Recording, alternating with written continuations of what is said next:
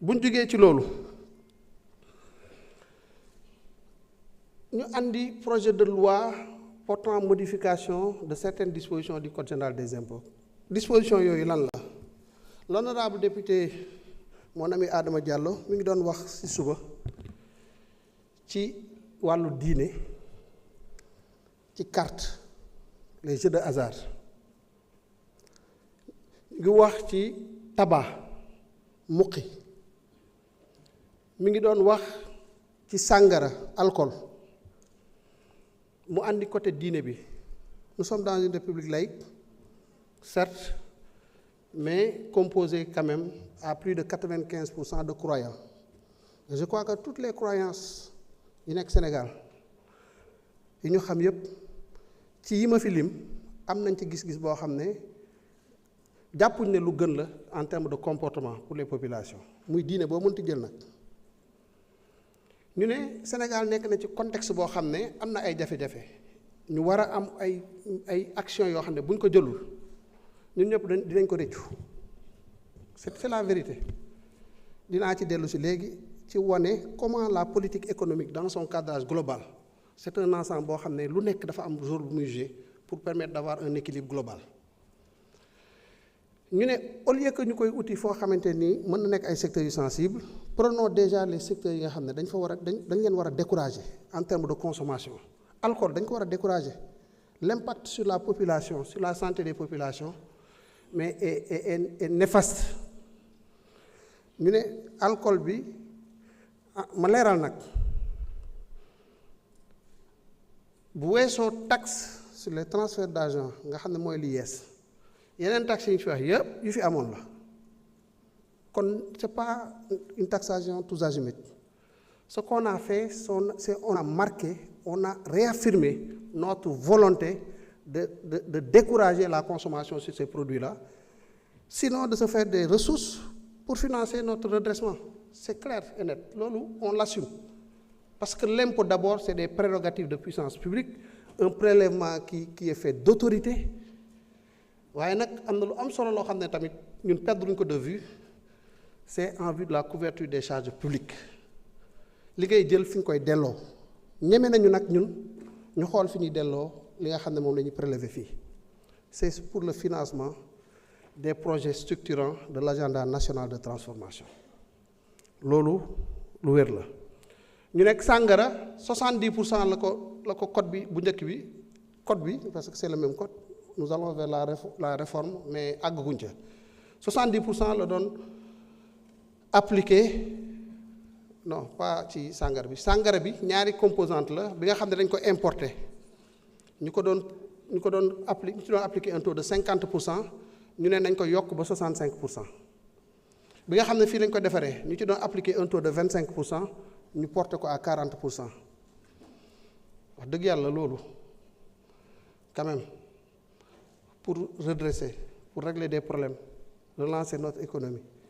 yaakaar naa ne mesure bu ñu war a rafetlu la moo tax ñu ngi leen di ñaan ngeen dooleel ñu ci ba à partir de la promulgation ñu mën a appliquer les taux de 40 et de 65% sur l'alcool. ñu ne cigarette bi am na ku wax démb ci commission bi ne am na ay association yu jëflanteel ci wàllu lutte contre le cancer ravage yi muy def gis nañ ko da ngay gis ni koo xam ne dafa bëgg bàyyi cigarette mais mënu koo bàyyi parce que loolu mooy addiction lu doy waar la loo xam ne da ngay dem ba day créer une dépendance boo xam ne dootoo ko bëgg say mbokk duñ ko bëgg mais mu lay ronger rek nga xam ne maanaam société bi ñoo war a jug jàppale la tàllal la loxo pour génnee la ci loolu souvent c'est des choses très difficiles xëy na il y a plusieurs moyens mais ñun gis nañ ne ak contexte bi ñu toll taux de taxation bi nekkoon 70% sur le tabac bu ñu ko porté à 100% dina am ñoo xam ne dina leen décourager mais comme parfois aussi c'est des produits yoo xam ne sensibilité bi élasticité pour que modification prix bi sax kii la mën na xaw a élevé pour certains compte tenu du niveau de chaque individu du niveau de revenu de chaque individu ñu ne bu découragé wul tamit dinañu permettre ñun ñu glaner ci quelques recettes yoo xam ne dañ ciy financer suñu redressement loolu tamit yaakaar naa ne ñi bëggul seen doom tux yépp dinañ am yéene bu rafet ci ne yàlla na ko assemblée nationale bi voté ba tax bu njëg li seeree ba ñenn ñi mënuñ koo jënd ñu ne alhamdulilah donte du dañ ko bàyyi seen coobare bopp waaye njëg li dem moo leen ko xañ loolu ba tey baax na ndax koy dimbale moom kuy la fexeel ba mu génn rek ba pare après nga doon xool fan nga jàpp ci moom ba génnee ko moo tax fondé sur ça aussi taxe sur le tabac modification de taux bi ñu ciy demandé nous le demandons avec force et nous assumons véritablement tous les arguments yu plaidaient à la faveur de cette demande de modification. Après yi ci des nag taxe sur les véhicules de tourisme dafa am catégorie yu ñu doon taxé yi ci des ñu bàyyi ko léegi dañ ne désormais képp kuy importer oto muy ñëw taxe boobu dañ koy généraliser. C'est un effort qu'on demande aux gens, mais le contexte peut le justifier. loolu it ñu ciy demander nit ñi parce que bu fekkee ne volume mu oto yi dugg dafay yokk âge bi yokk mu agir sur le prix oto yooyu am na effet bu muy dox ci économie bi tamit ne nous cachons pas quand même, ne nous voilons pas la face en termes de volume de véhicules en circulation et donc de pollution naturellement, d'embouteillage qui génère un coût sur l'économie, ainsi de suite, de beaucoup de choses. Bon, dans les taxes aussi, c'est de la responsabilité. L'État a défini, a considéré que lii mën naa cee ut dara pour décourager quelque peu, mais bu décourager aussi au moins ça me permettra de glaner quelque chose. Comme je le dis encore, pour le redressement. J'insiste sur le redressement parce que maa ngi ciy ñëw léegi. Je pense fondamentalement yi mooy taxes yi mu des nag benn boo xam ne yaakaar naa ne moo gën a waral coow li nag c'est la taxation des transferts d'argent mobile money. Am ñu bëri députés yu bëri y compris des députés de la majorité yu manifester cette inquiétude. C'est légitime, c'est très légitime. Ñun suñu bopp au niveau du ministère des Finances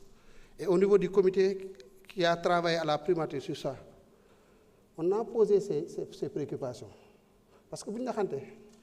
bu ñuy liggéey dañuy jéem a anticiper sur les difficultés, anticiper sur les problèmes après ñu ne nag léegi problème yooyu yan réponse dañ ciy apporter. Lu ci jiitu mooy dañ naan la am na pays yu ko fi defoon échec la ñu ne nañ dem xooli pays yooyu. On a regardé le Mali ci la bokkoon bi ñu xoolee Tanzanie ci la bokkoon bi ñu xoolee Ouganda ci la bokk Ghana aussi je crois ci la bokkoon ñu ne ñooñu lan mooy les facteurs qui n'ont pas aidé